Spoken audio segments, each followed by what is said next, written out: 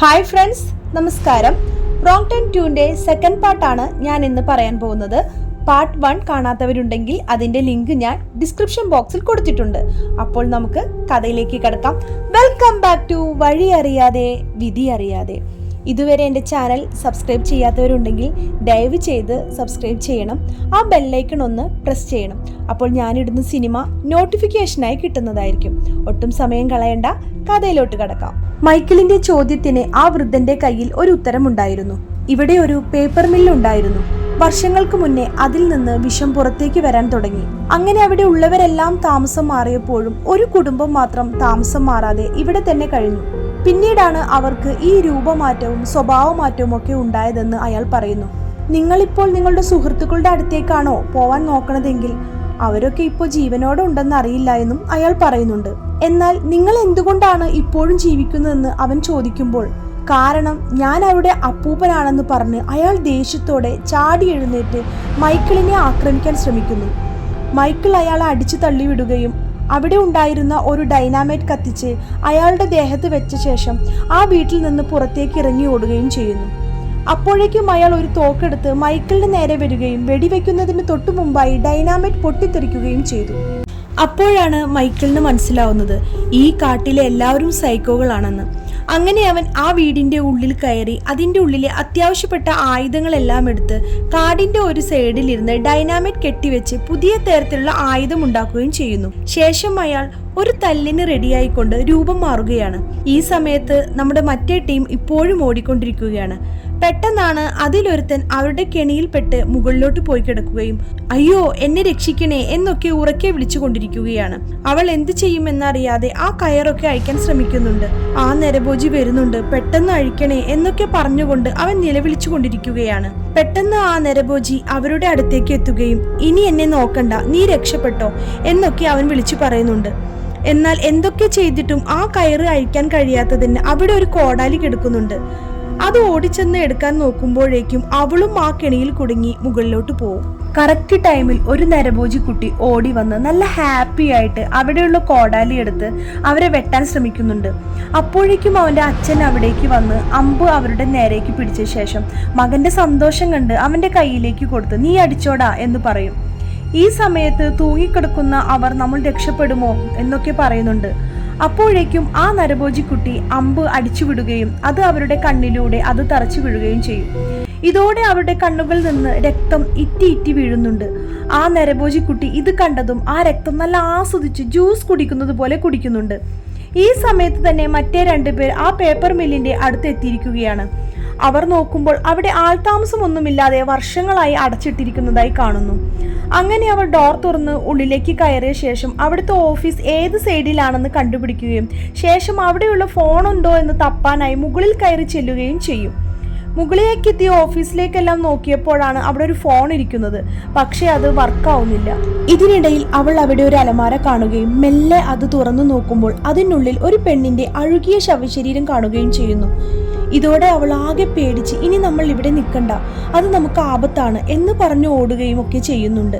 കൂടെ ഉള്ളവൻ പറയും നമ്മൾ മാത്രം രക്ഷപ്പെട്ടാൽ പറ്റില്ല, നമ്മുടെ കൂടെ ഉള്ളവരെയും രക്ഷപ്പെടുത്തണം എന്നൊക്കെ പറഞ്ഞ് അവളെയും കൂട്ടി പുറത്തേക്ക് ചെന്ന് നോക്കുമ്പോൾ അവരുടെ വണ്ടി അവിടെ കിടക്കുന്നു. അപ്പോഴാണ് അവർ കാണുന്നത് ഇതുപോലെ ഒരുപാട് വണ്ടികൾ അവിടെയുണ്ട്. അയ്യോ പാപികളെ, നിങ്ങൾക്ക് ഇത് തന്നെയാണോ പണി? നമ്മുടെ പോലെ ഒരുപാട് പേരെ കൊന്നിട്ടുണ്ടെന്ന് പറഞ്ഞിരിക്കുകയാണ് അവർ. ഇതിനിടയിലാണ് അവരുടെ കൂടെ ഉള്ളവന്റെ കരച്ചിൽ ആ വണ്ടിയുടെ ഉള്ളിൽ നിന്ന് അവർക്ക് കേൾക്കുന്നതായി തോന്നും. നിനിയോട് നീ ഇവിടെ നിൽക്ക്, ഞാൻ നോക്കട്ടെ എന്ന് പറഞ്ഞു ഉള്ളിലേക്ക് കയറി നോക്കും. അപ്പോഴാണ് അവൻ കാണുന്നത് ആ വണ്ടിയിലെ ടിവിയിൽ നിന്നാണ് ആ കരച്ചിൽ കേൾക്കുന്നത്. അവനെ ഒരിടത്ത് കെട്ടിയിരിക്കുന്നു. പെട്ടെന്ന് പുറത്തു നിൽക്കുന്ന നിന്നിയുടെ അടുത്തേക്ക് ഒരു നരഭോജി സ്ത്രീ വരികയും മറ്റൊരു നരഭോജി സ്ത്രീ ശബ്ദമുണ്ടാക്കാതെ അവളെ പിടിച്ചു കൊണ്ടുപോവുകയും ചെയ്യുന്നു. ഉള്ളിൽ നിൽക്കുന്നവൻ ഇതൊന്നും അറിയുന്നില്ല. ഉടൻ അവർ ഒരു കത്തിയെടുത്ത് ടിവിയിലുള്ളവന്റെ നേരെ ചെല്ലുകയും അവന്റെ കഴുത്ത് വെട്ടി കൊല്ലുന്നതൊക്കെ ടിവിയിൽ കാണുകയും ചെയ്യും. ഇതൊരു ട്രാപ്പാണെന്ന് പറഞ്ഞുകൊണ്ട് അവൻ തിരിയുമ്പോൾ പെട്ടെന്ന് അവന്റെ മുന്നിൽ ഒരു നരഭോജി നിൽക്കുകയാണ്. അവൻ അയാളെ അടിക്കാൻ ശ്രമിക്കുമെങ്കിലും അയാൾക്ക് യാതൊന്നും സംഭവിക്കുന്നില്ല. അയാൾ ഉടൻ തന്നെ ഇവനെ വലിച്ച് വണ്ടിയുടെ പുറത്തേക്ക് ഇടും. അപ്പോൾ തന്നെ ആ നരഭോജിയുടെ കൂടെ ഉള്ളവർ വന്ന് അവന്റെ കൈയും കാലും കെട്ടിയ ശേഷം അവിടെ നിന്ന് അവനെയും വലിച്ചു കൊണ്ടുപോവുകയും ചെയ്യും. ഇതെല്ലാം അവിടെ എത്തിയ മൈക്കിൾ കാണുന്നുണ്ടായിരുന്നു. അങ്ങനെ അന്ന് രാത്രിയാവുന്നു. നിനയ്ക്ക് ബോധം വന്നപ്പോൾ അവൾ ഒരു കൂടിനകത്ത് ഇട്ടിരിക്കുകയാണ്. അവൾ നോക്കുമ്പോൾ തൊട്ടടുത്തായി ഒരാൾ മരിച്ചു കിടക്കുന്നു. അതിന്റെ അടുത്ത് ജേക്കിനെയും കെട്ടിയിരിക്കുകയാണ്. പെട്ടെന്നൊരു നരഭോജി അവന്റെ അടുത്തേക്ക് വന്ന് അവന്റെ ആ ദേഹത്ത് നിന്ന് കുറച്ച് മാംസം കട്ട് ചെയ്തെടുക്കുകയും ശേഷം അതുമായി നേരെ ചെന്ന് അവന്റെ ഇറച്ചി നരഭോജിയുടെ ഭാര്യയുടെ വായിൽ വെച്ച് കൊടുക്കുകയും ചെയ്യുന്നുണ്ട്. ഇതൊക്കെ കണ്ട് നിന പേടിച്ചു കൊണ്ടിരിക്കുകയാണ്. അതോടൊപ്പം ഒരു സ്ത്രീ ഒരാളുടെ തലയൊക്കെ മുറിച്ചെടുക്കുന്നത് നിന്നെ കാണുന്നത്. ഇതോടെ അവൾക്ക് തല ചുറ്റാൻ തുടങ്ങി. അവിടുത്തെ സ്ത്രീ വന്ന് അവൾക്ക് തോക്ക് ഉപയോഗിച്ച് ഓരോ കോപ്രായങ്ങളൊക്കെ കാണിക്കുമ്പോഴേക്കും അവൾക്ക് ആകെ ദേഷ്യം പിടിച്ച് അവരെ ചീത്ത വിളിക്കുന്നു. ഇതോടെ അവൾ വാതിൽ തുറന്ന് നിനയെ അടിച്ചു പൂസാക്കും. പിന്നീട് അവൾക്ക് ബോധം വന്ന് നോക്കുമ്പോൾ അവളെ ഒരു കസേരയിൽ കെട്ടിയിട്ടിരിക്കുകയാണ്. അവളുടെ മുന്നിലെ ടേബിളിന് ചുറ്റും എല്ലാവരും ആഹാരം കഴിക്കാനായി തയ്യാറായിരിക്കുന്നു. ഇതിനിടയിൽ ഒരു സ്ത്രീ അവർക്ക് കഴിക്കാനുള്ള ആഹാരവുമായി അവിടേക്ക് വരുന്നു. എല്ലാവരും അവിടേക്ക് വന്നിരിക്കുന്നതോടെ അവർ ആഹാരത്തിന് മുൻപുള്ള പ്രാർത്ഥന തുടങ്ങുകയും ചെയ്യുന്നു. ഇതൊക്കെ കണ്ട് നീന എന്തൊക്കെയോ വിളിച്ചു പറയുന്നുണ്ട്. പ്രാർത്ഥനയൊക്കെ കഴിഞ്ഞ് അവർ പാത്രത്തിൽ നിന്നും എല്ലാവർക്കുമുള്ള ആഹാരം വിളമ്പി കൊടുക്കാൻ തുടങ്ങുന്നു. മനുഷ്യന്റെ മാംസം ഉപയോഗിച്ചാണ് ഇവർ ഭക്ഷണം ഉണ്ടാക്കി വിളമ്പിക്കൊണ്ടിരിക്കുന്നത്. അവർ നിനയ്ക്കും ആ ഭക്ഷണം വിളമ്പി കൊടുക്കുന്നുണ്ട്.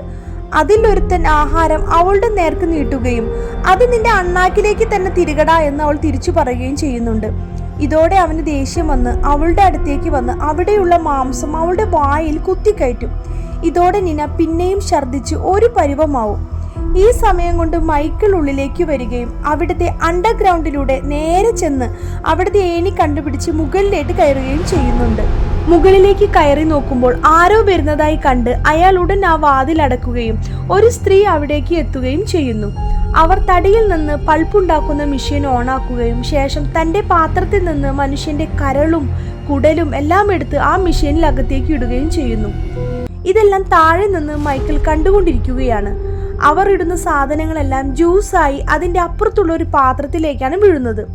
ശേഷം അവർ നേരെ ആഹാരം കഴിക്കുന്ന സ്ഥലത്ത് വന്ന് പിന്നെയും മറ്റുള്ളവർക്ക് ആഹാരം വിളമ്പിക്കൊടുക്കുകയും ചെയ്യും. ഈ സമയം മൈക്കിൾ മുകളിലേക്ക് കയറി അവർ ഉള്ള സ്ഥലത്തേക്ക് നടന്നു വന്നു കൊണ്ടിരിക്കുകയാണ്. അയാളുടെ കയ്യിൽ കാർഡുള്ളത് കൊണ്ട് പെട്ടെന്ന് അവൻ്റെ കയ്യിൽ വയർലെസ് ശബ്ദം ഉണ്ടാക്കാൻ തുടങ്ങും.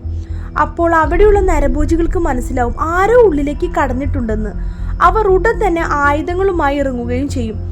ആരോ വന്നിട്ടുണ്ടെന്ന് മനസ്സിലായി ജയ്ക്കും നിനക്കും ഞങ്ങളെ രക്ഷിക്കണേ എന്നൊക്കെ ഉറക്കെ വിളിച്ച് പറയുന്നുണ്ട്. അവർ പുറത്തെത്തി നോക്കുമ്പോൾ അവിടെ ആരെയും കാണുന്നില്ല. 2 നരഭോജി കുട്ടികൾ താഴേക്ക് പോയി. വേറൊരു നരഭോജിക്ക് ശബ്ദമുണ്ടാക്കിയ ആ വയർലെസ് കിട്ടുകയും ചെയ്തു. അങ്ങനെ അവർ 2 പേരും താഴെ എത്തി വണ്ടികൾ കിടക്കുന്ന സ്ഥലത്ത് ആരെങ്കിലും ഉണ്ടോ എന്ന് നോക്കി നടക്കുകയാണ്.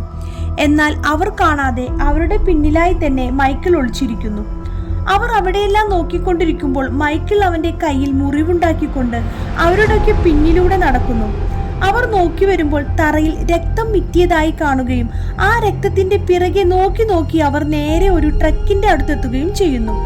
ഉടൻ മൈക്കിൾ ഡൈനാമൈറ്റ് വെച്ച ഒരു അമ്പ് അവന്റെ ദേഹത്തേക്ക് വിടുന്നു. ഇതോടെ അവർ 2 പേരും അവിടെ കിടന്ന് വെപ്രാളപ്പെട്ടു കൊണ്ടിരിക്കുകയും ഡൈനാമൈറ്റ് പൊട്ടിത്തെറിക്കുകയും ചെയ്യുന്നു. പിന്നീട് മൈക്കിൾ അവിടേക്ക് ചെന്ന് നോക്കുമ്പോൾ അവരുടെ അവശിഷ്ടങ്ങളൊക്കെ അവിടെ കിടക്കുകയാണ്. അങ്ങനെ നേരം പുലർന്നു.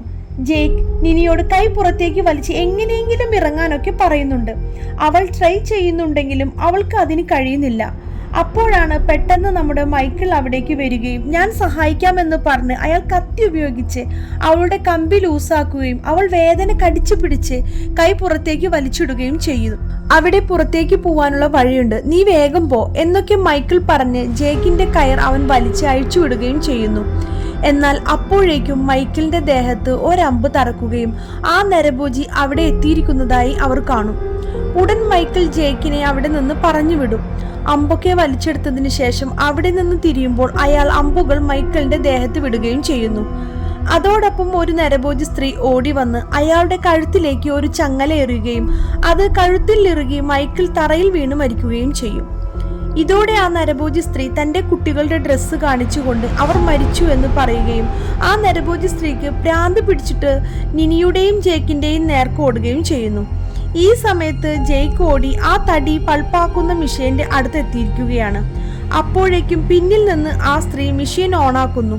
അവൻ നോക്കുമ്പോൾ ആ സ്ത്രീ ആകെ ദേഷ്യത്തിൽ നിൽക്കുകയാണ്. ഉടൻ മെയിൻ വില്ലൻ അവിടെ വന്ന് അവനെ വലിച്ചിട്ട് ആ മെഷീന്റെ ഉള്ളിലേക്ക് കയറ്റി വിടാൻ നോക്കുന്നു. അപ്പോഴേക്കും നമ്മുടെ നിന പുറത്തേക്ക് എത്തിയിരിക്കുകയാണ്. അപ്പോഴാണ് ജേക്കിന്റെ നിലവിളി ഉള്ളിൽ നിന്ന് കേൾക്കുന്നത്. അവൾക്ക് ആകെ ദേഷ്യം വന്ന് അലറി വിളിക്കുന്നുണ്ട്. അവൾ നേരെ ഉള്ളിൽ വന്ന് ആ നരഭോജിയുടെ മേലെ കയറിയിരിക്കുകയും ഭ്രാന്ത് പിടിച്ച് അവന്റെ കഴുത്ത് കടിച്ചു പറിച്ചെടുക്കുകയും ചെയ്യുന്നു. അപ്പോഴേക്കും ജേക്ക് അയാളെ അടിക്കുകയും നേരെ ആ മിഷീന്റെ അകത്തേക്ക് തള്ളിയിടുകയും ചെയ്യും. ഇതോടെ അയാളുടെ കൈ അതിന്റെ ഉള്ളിൽ ചെന്ന് അരഞ്ഞുകൊണ്ടിരിക്കുകയാണ്. ഇതിനിടയിൽ ആ സ്ത്രീ അവനെ അടിച്ചുകൊണ്ട് നേരെ അയാളെ വലിച്ച് പുറത്തേക്കെടുക്കുന്നു. അയാളുടെ കൈ അറ്റുപോയിരിക്കുകയാണ്. അപ്പോഴേക്കും നിന അവിടുത്തെ എല്ലാ സ്വിച്ചുകളും ഓൺ ആക്കി കൊണ്ടിരിക്കുന്നു. അവൾ ഒരു പവർ ബട്ടൺ ഓൺ ആക്കുന്നതോടെ അവിടുത്തെ തടി നേരെ അവരുടെ നേർക്ക് ചെല്ലുകയും അവർ ജേക്കിനെ കൊല്ലാൻ ശ്രമിക്കുമ്പോഴേക്കും തടിയിടിച്ച് അവർ രണ്ടുപേരും ആ മിഷീന്റെ അകത്തേക്ക് വീഴുകയും അതിൽപ്പെട്ട് ജ്യൂസായി അപ്പുറത്തെ സൈഡിൽ കൂടെ വീഴുന്നുണ്ട്. അങ്ങനെ നിന നേരെ അവന്റെ അടുത്തേക്ക് ചെല്ലുന്നു. അവർ രണ്ടുപേരും രക്ഷപ്പെട്ട ആശ്വാസത്തിൽ നിൽക്കുകയാണ്. ശേഷം അവർ മെല്ലെ കാറുകൾ കിടക്കുന്ന സ്ഥലത്തേക്ക് ഇറങ്ങി ചെല്ലുകയും തുടക്കത്തിലെ ആ പെൺകുട്ടിയുടെ കാർ അവിടെ ഉണ്ടായിരുന്നു. അവർ അതെടുത്ത് അവിടെ നിന്ന് രക്ഷപ്പെട്ടു പോവുകയും ചെയ്യും. അങ്ങനെ അവർ ആ കാട്ടിൽ നിന്ന് പോയിക്കൊണ്ടിരിക്കുകയാണ്.